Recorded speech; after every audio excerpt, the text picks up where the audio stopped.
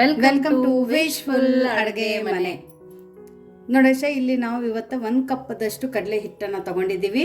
ಇವತ್ತಿನ ರೆಸಿಪಿ ತುಂಬಾ ಹೆಲ್ದಿ ಇದೆ, ಆಮೇಲೆ ತುಂಬಾ ದಿಢೀರಂತ ಮಾಡ್ಕೊಳ್ಳುವಂತ ರೆಸಿಪಿ ಇದೆ. ಮಕ್ಕಳೆಲ್ಲ ತುಂಬಾ ಇಷ್ಟಪಡುವಂತ ರೆಸಿಪಿ. ಹೌದು, ಒಂದ್ಸರ್ತಿ ಮಾಡಿಬಿಟ್ಟು ನೀವು ತಿಂಗಳಾನ್ಗಟ್ಲೆನೂ ತಿನ್ಬೋದು. ಹೌದು, ಫೆಸ್ಟಿವಲ್ ಕೂಡ ಮಾಡ್ಬೋದು. ಹೌದು, ಫೆಸ್ಟಿವಲ್ ಮಾಡ್ಕೋಬಹುದು. ಯಾವತ್ತು ನಾವು ಕಡಲೆ ಹಿಟ್ಟಿಂದ ಡೋಕ್ಳ, ಆಮೇಲೆ ದೋಸೆ, ಬಜ್ಜಿ ಇಂಥ ತಿಂತೀವಿ. ಇವತ್ತು ಒಂದು ಡಿಫ್ರೆಂಟಾಗಿ ಮತ್ತು ಚೆನ್ನಾಗಿರೋಂಥ ಒಂದು ರೆಸಿಪಿನ ಮಾಡೋಣ. ಕಡಲೆ ಹಿಟ್ಟನ್ನು ನಾವು ಜಡಿ ಮಾಡ್ಕೋಬೇಕು. ಜಡಿ ಮಾಡಿನೇ ತಗೋಬೇಕು, ಅವಾಗಲೇ ಚೆನ್ನಾಗಿ ಬರುತ್ತೆ. ಹೌದು. ಸೊ ನೋಡಿ, ನಾವು ಕಡಲೆ ಹಿಟ್ಟನ್ನು ಜಡಿ ಮಾಡ್ಕೋಬೇಕು. ಯಾಕಂದರೆ ಒಳಗಡೆ ಏನಾದರೂ ಗಂಟುಗಳಿರುತ್ತಲ್ಲ ಆಶಾ, ಅದರಿಂದನೂ ರೆಸಿಪಿ ಚೆನ್ನಾಗಿ ಬರಲ್ಲ. ಅದಕ್ಕೋಸ್ಕರ ನಾವು ಇದನ್ನು ಜಡಿ ಮಾಡ್ಕೋಬೇಕು.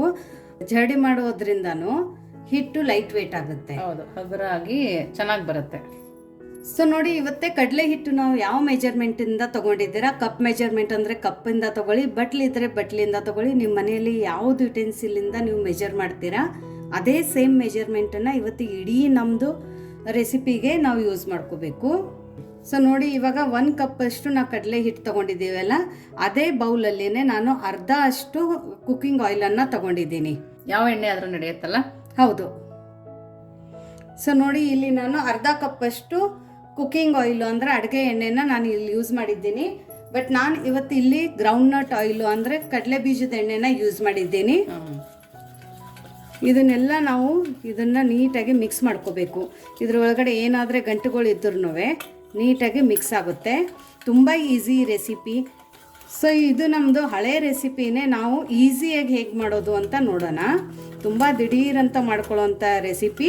15 ನಿಮಿಷ ನಿಮ್ಮ ಹತ್ರ ಟೈಮ್ ಇದ್ದರೆ ಸಾಕು, ಈ ರೆಸಿಪಿ ರೆಡಿ ಆಗುತ್ತೆ. 1 ಕಪ್ದಷ್ಟು ಕಡಲೆ ಹಿಟ್ಟಿಂದ ಮಾಡ್ಕೊಳ್ಳೋವಂಥ ರೆಸಿಪಿ. ಅಡುಗೆ ಮಾಡೋಕ್ಕೆ ಬರಲ್ಲ ಅನ್ನೋರು ಕೂಡ ಈಸಿಯಾಗಿ ಮಾಡ್ಕೊಬೋದು. ಹೌದು, ಇವನ್ ಬ್ಯಾಚುಲರು ಕೂಡ ಮಾಡ್ಕೋಬಹುದು. ಜಾಸ್ತಿ ಇಂಗ್ರೀಡಿಯೆಂಟ್ಸು ಬೇಕಾಗಿಲ್ಲ. ಹೌದು, ಜಾಸ್ತಿ ಟೈಮು ತಗೊಳ್ಳಲ್ಲ, ಬೇಗ ಆಗೋಗುತ್ತೆ. ಹೌದು, ಬಟ್ ವಿಡಿಯೋ ಸ್ಕಿಪ್ ಮಾಡದೆ ನೀವು ನೋಡಿದರೆ ನಿಮ್ಗೆ ಗೊತ್ತಾಗುತ್ತೆ. ಸ್ವಲ್ಪ ಆದರೆ ನೀವು ಮಾಡ್ಕೊಳ್ಳೋದ್ರಲ್ಲಿ ಮಿಸ್ಟೇಕ್ ಆಗಿದ್ರೆ ನಿಮ್ಮ ರೆಸಿಪಿ ಕರೆಕ್ಟಾಗಿ ಬರಲ್ಲ. ಸೊ ನೋಡಿ, ಇವಾಗ ಇದನ್ನೆಲ್ಲ ಮಿಕ್ಸ್ ಆಗಿದೆ ಅಲ್ಲ, ಹಿಟ್ಟು ಎಣ್ಣೆ ಎಲ್ಲ ಮಿಕ್ಸ್ ಆಗಿದೆ. ಇವಾಗ ನಾವು ಇದನ್ನು ಪಕ್ಕಕ್ಕಿಟ್ಟು ನೆಕ್ಸ್ಟ್ ಏನು ಮಾಡೋದು ಅಂತ ನೋಡೋಣ. ಸೊ ನೋಡಿ, ನಾನು ಎಣ್ಣೆ ತೊಗೊಂಡಿದ್ದೀನಲ್ಲ, ಅದೇ ಬೌಲನ್ನು ನಾನು ಇಲ್ಲಿ ತೊಗೊಂಡಿದ್ದೀನಿ. ಎಣ್ಣೆ ಎಲ್ಲ ನಾವು ಕಡಲೆ ಹಿಟ್ಟಿನ ಒಳಗಡೆ ಆಲ್ರೆಡಿ ಹಾಕೊಂಡಾಗಿದೆ. ಸೊ ಮತ್ತೆ ಅದೇ ಬೌಲಕ್ಕೆ ಅರ್ಧ ಕಪ್ಪಷ್ಟು ಎಣ್ಣೆ ತೊಗೊಂಡಿದ್ವಿ. ಇವಾಗ ಇಲ್ಲಿ ನಾನು ಅರ್ಧ ಕಪ್ಪಷ್ಟು ತುಪ್ಪನ ಬಿಸಿ ಮಾಡಿ ತೊಗೊಂಡಿದ್ದೀನಿ. ಬಿಸಿ ಮಾಡೇ ತೊಗೊಬೇಕು, ಇಲ್ಲಾಂದರೆ ಸ್ವಲ್ಪ ಗಟ್ಟಿ ಇರುತ್ತಲ್ಲ. ಹೌದು. ಸೊ ನೋಡಿ, ಇದು ತುಪ್ಪ. ಇವಾಗ ನಾನು ಇದನ್ನು ಬಿಸಿ ಮಾಡಿಕೊಂಡು ಒಂದು ಬೌಲಿಗೆ ಹಾಕ್ಕೊಂಡು ಪಕ್ಕಕ್ಕಿಡೋಣ. ಇದ್ರ ಕೆಲಸ ನಮಗೆ ಆಮೇಲೆ ಇದೆ. ಸೊ ನೋಡಿ, ಇಲ್ಲಿ ನಾನು ದಪ್ಪ ತಳ ಇರೋದು ಕಡೆಯನ್ನು ತಗೊಂಡಿದ್ದೀನಿ. ಇಲ್ಲಿ ನಾನು ಕಬ್ಬಿಣದ ಕಡೆಯನ್ನು ತಗೊಂಡಿದ್ದೀನಿ. ನಾನ್ ಸ್ಟಿಕ್ ಬೇಕಾದ್ರೂ ನೀವು ತಗೋಬಹುದು. ಇವಾಗ ನೋಡಿ, ಎಷ್ಟು ಕಡಲೆ ಹಿಟ್ಟು ತಗೊಂಡಿದ್ದೀವಿ ಅಷ್ಟೇ ಇಲ್ಲಿ ನಾನು ಸಕ್ಕರೆನ ತಗೊಂಡಿರೋದು. ಸಾಕಾಗತ್ತಾ? ಅಷ್ಟು ಸಾಕಾಗುತ್ತೆ. ಆಮೇಲೆ ಇವಾಗ ಎಷ್ಟು ಸಕ್ಕರೆ ಇದೆ ಅದ್ರದ್ದು ಅರ್ಧ ಇಲ್ಲಿ ನಾವು ನೀರನ್ನು ಹಾಕೋಬೇಕು. ನೋಡಿ, ಎಲ್ಲ ಮೆಜರ್ಮೆಂಟು ಕರೆಕ್ಟಾಗಿ ನೋಡ್ಕೊಂಡು ಮಾಡಬೇಕು. ನೀವು ಇಲ್ಲ ಅಂದರೆ ಸಕ್ಕರೆ ಮುಣಗೋಷ್ಟು ನೀರು ಹಾಕಿದ್ರೂ ನಡೆಯುತ್ತೆ. ಸೊ ನೋಡಿ, ಫ್ಲೇಮನ್ನು ನಾನು ಇವಾಗ ಹೈ ಫ್ಲೇಮಲ್ಲಿ ಇಟ್ಕೊಂಡಿದ್ದೀನಿ. ಅಕಸ್ಮಾತ್ ನೀರು ಜಾಸ್ತಿ ಆಗಿದ್ರೂ ಟೆನ್ಷನ್ ತಗೋಬೇಡಿ, ಇಲ್ಲ ಅಂದರೆ ಪಾಕ ಲೇಟಾಗಿ ಬರುತ್ತೆ, ಅಷ್ಟೇ ಡಿಫ್ರೆನ್ಸ್ ಆಗೋದು. ಬಟ್ ನೀವು ಈ ಥರ ಕರೆಕ್ಟ್ ಮೆಜರ್ಮೆಂಟಿಂದ ತಗೊಂಡಿದ್ರೆ ನಿಮ್ಮ ಪಾಕನೂ ಬೇಗ ಬಂದ್ಬಿಡುತ್ತೆ. ಸೊ ಇಲ್ಲಿ ನಾವು 1 ಎಳೆ ಪಾಕ ಬರೋ ತನಕನೂ ಇಲ್ಲಿ ಪಾಕ ಮಾಡ್ಕೋಬೇಕು. ಫ್ಲೇಮನ್ನು ಮಾತ್ರ ಹೈ ಫ್ಲೇಮಲ್ಲಿನೇ ಇಟ್ಕೊಂಡು ಕೈ ಆಡಿಸ್ತಾ ಹೋಗಿ. ಕೈ ಆಡಿಸೋದು ಮಾತ್ರ ಬಿಡಬಾರ್ದು. ಹೌದು. ಸೊ ನೋಡಿ, 1 ನಿಮಿಷದಲ್ಲಿನೇ ನಮ್ಮ ಪಾಕ ಇಲ್ಲಿ ಆಲ್ಮೋಸ್ಟ್ ರೆಡಿ ಆಗ್ತಾ ಇದೆ. ಸೊ ನೋಡಿ, ಇಲ್ಲಿ ಪಾಕ ಕುದೀತಾ ಇದೆ.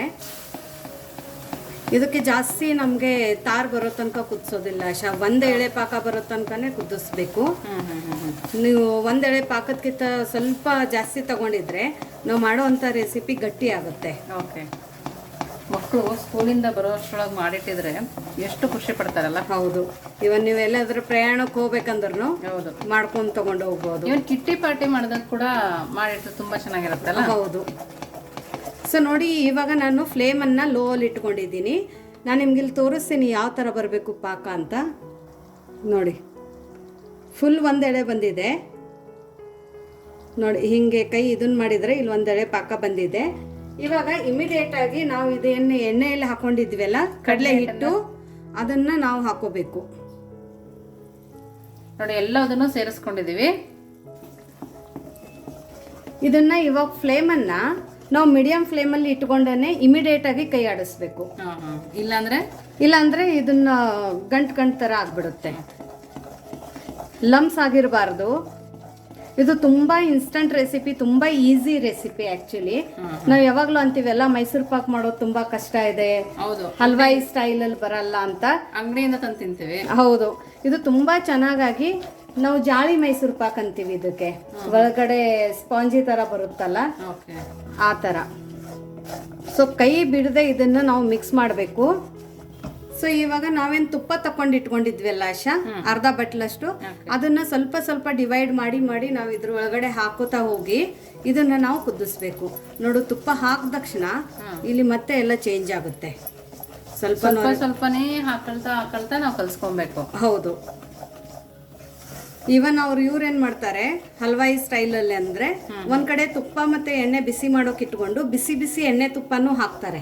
ಬಟ್ ಇವತ್ತೇ ನಾವು ತುಂಬಾ ಈಸಿ ಮೆಥಡ್ ಅಂತ ಹೇಳಿದ್ದೀನಿ, ಹಂಗಾಗಿ ಈ ಮೆಥಡ್ ಅಲ್ಲಿನೂ ಮಾಡಿದ್ರು ತುಂಬಾ ಚೆನ್ನಾಗಿ ಬರುತ್ತೆ, ಅದೇ ತರ ಬರುತ್ತೆ.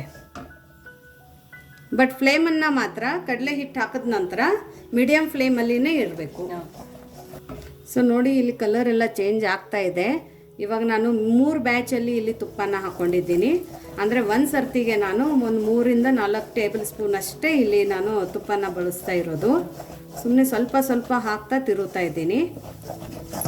ಸೊ ಇದು ಕಬ್ಬಣದಿರೋದ್ರಿಂದ ಸ್ವಲ್ಪ ತಳ ಹತ್ತುತ್ತೆ, ಹಾಗಾಗಿ ಕೈ ಬಿಡದೇನೆ ಮಾಡಬೇಕು. ನಾನ್ ಸ್ಟಿಕ್ಕಲ್ಲಿ ಅಂದರೆ ನಮಗೆ ಯಾವುದೇ ತೊಂದರೆ ಆಗಲ್ಲ. ಬರೀ 4 ಪದಾರ್ಥನ ಬಳಸಿ ಈಸಿಯಾಗಿ ಮಾಡ್ಕೊಳ್ಬೋದು. ಹೌದು, ಮನೇಲಿರೋ ಪದಾರ್ಥ ಆದ್ರೆ ಸಾಕಾಗತ್ತೆ, ನಾವು ತರಬೇಕು ಅನ್ನೋದಿರಲ್ಲ. ಸೊ ನೋಡಿ, ಇವಾಗ ಉಳಿದಿರೋದೆಲ್ಲ ತುಪ್ಪನೂ ನಾನು ಹಾಕೋತಾ ಇದ್ದೀನಿ. ಹಾಕೊಂಡ್ಬಿಟ್ಟು ಇವಾಗ ಫ್ಲೇಮನ್ನು ಮತ್ತೆ ನಾನು ಸ್ವಲ್ಪ ಮೀಡಿಯಮಲ್ಲಿ ಇಟ್ಕೋತೀನಿ. ಮೀಡಿಯಮ್ ಟು ಹೈ, ತುಂಬ ಮೀಡಿಯಮಲ್ಲಿನೂ ಇಟ್ಕೋಬೇಡಿ, ಮೀಡಿಯಮ್ಗಿಂತ ಒಂದು ಸ್ವಲ್ಪ ಜಾಸ್ತಿ ಇಟ್ಕೊಳ್ಳಿ. ಇಟ್ಕೊಂಡ್ಬಿಟ್ಟು ಇದೇ ಥರ ನಾವು ಇಮಿಡಿಯೇಟಾಗಿ ಕೈ ಆಡಿಸ್ತಾ ಹೋಗೋಣ. ಇವಾಗ ನೋಡಿ, ಇಲ್ಲಿ ನೊರೆ ಬರೋಕ್ಕೆ ಸ್ಟಾರ್ಟ್ ಆಗಿದೆ. ಹೌದು,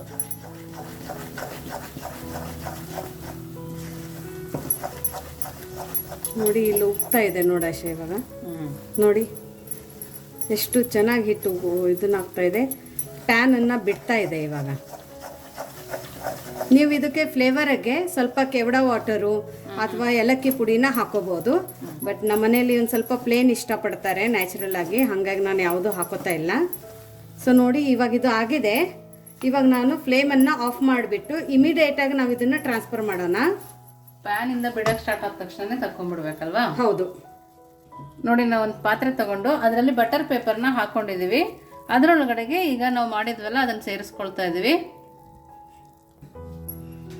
ಸೊ ನೋಡಿ, 1 ಸ್ಪೂನಿಂದ ಲೈಟ್ ಕೈಯಿಂದ ಪ್ರೆಸ್ ಮಾಡಬೇಡಿ, ಲೈಟ್ ಕೈಯಿಂದ ನಾವು ಇದನ್ನು ಈಕ್ವಲ್ ಮಾಡ್ಕೊಳ್ಳೋಣ.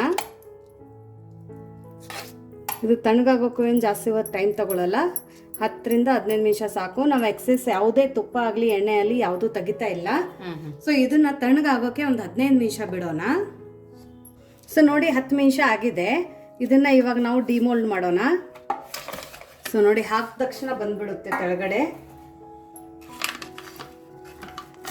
ಸೊ ಇದನ್ನು ನಾನು ಇವಾಗ ಕಟ್ ಮಾಡಿ ತೋರಿಸ್ತೀನಿ. ಸೊ ಇನ್ನೂ ಇದು ಬಿಸಿ ಇದೆ, ಯಾಕಂದರೆ 10 ನಿಮಿಷದಲ್ಲಿನೇ ನಾವು ಇದನ್ನು ತಕ್ಕೋಬೇಕು, ಇಲ್ಲಾಂದರೆ ಕಟ್ ಮಾಡೋಕ್ಕಾಗಲ್ಲ. ಸೊ ನೋಡಿ, ಎಷ್ಟು ಚೆನ್ನಾಗಿ ಕಟ್ ಆಗ್ತಾ ಇದೆ. ಸೊ ಬಿಸಿದು ಹಾಕೋದ್ರಿಂದ ನಮಗೆ ಕಲರ್ ತುಂಬ ಚೆನ್ನಾಗಿ ಬರುತ್ತೆ. ಸೊ ನೋಡಿ, ಇದು ಎಷ್ಟು ಚೆನ್ನಾಗಿ ಬಂದಿದೆ.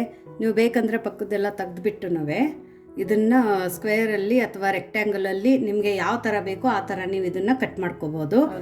ತುಂಬ ಚೆನ್ನಾಗಿ ಬಂದಿದೆ. ಚೆನ್ನಾಗಿ ಬಂದಿದೆ. ಇಲ್ಲಿ ಲೇಯರ್ ಚೆನ್ನಾಗಿ ಬಂದಿದೆ. ಇಲ್ಲಿ ಒಳಗಡೆ ಕಲರ್ ನೋಡಿ ಎಷ್ಟು ಚೆನ್ನಾಗಿ ಬಂದಿದೆ. ಓಪನ್ ಮಾಡಿ ತೋರಿಸ್ತೀನಿ ನೋಡಿ, ತುಂಬ ಜಾಳಿಯಾಗಿ ಬಂದಿದೆ. ಇದೇ ಥರ ಮಾಡ್ತಾರೆ ಹಲ್ವಾಯಿನು. ಸೊ ನೀವು ಇದೇ ಪ್ರೊಸೆಸಲ್ಲಿ ಮಾಡಿ ನೋಡಿ, ಎಷ್ಟು ಚೆನ್ನಾಗಿ ಬಂದಿದೆ ನೋಡಿ. ಇದನ್ನು ನೋಡಿ, ತಿನ್ನು ನೋಡಾಶ ಹೇಗಾಗಿದೆ ಅಂತ. ನಿಮಗೆ ಇನ್ನೂ ಒಂದು ಕಟ್ ಮಾಡಿ ತೋರಿಸ್ತೀನಿ. ತುಂಬ ಚೆನ್ನಾಗಿದೆ ನೋಡಿ, ಎಲ್ಲದೂ ಅದೇ ಥರ ಬಂದಿದೆ. ಸೊ ಈ ಥರ ಜಾಳಿ ಮೈಸೂರು ಪಾಕ್ ಹೇಗೆ ಮಾಡೋದು ಅಂತ ನೋಡಿದ್ರಲ್ಲ, ಸೊ ನಿಮಗೆ ಇದು 1 ಕಪ್ಪಿಂದು ಬೇಸನ್ ರೆಸಿಪಿ ಹೇಗೆ ಅನ್ನಿಸ್ತು ಅಂತ ಕಮೆಂಟ್ ಮೂಲಕ ತಿಳಿಸೋದನ್ನು ಮರಿಬೇಡಿ. ಇನ್ನೂ ನಮ್ಮ ಚಾನಲ್ನ ಲೈಕ್ ಮಾಡಿಲ್ಲ ಅಂದರೆ ಲೈಕ್ ಮಾಡಿ, ಶೇರ್ ಮಾಡಿ, ಸಬ್ಸ್ಕ್ರೈಬ್ ಮಾಡಿ. Thank you.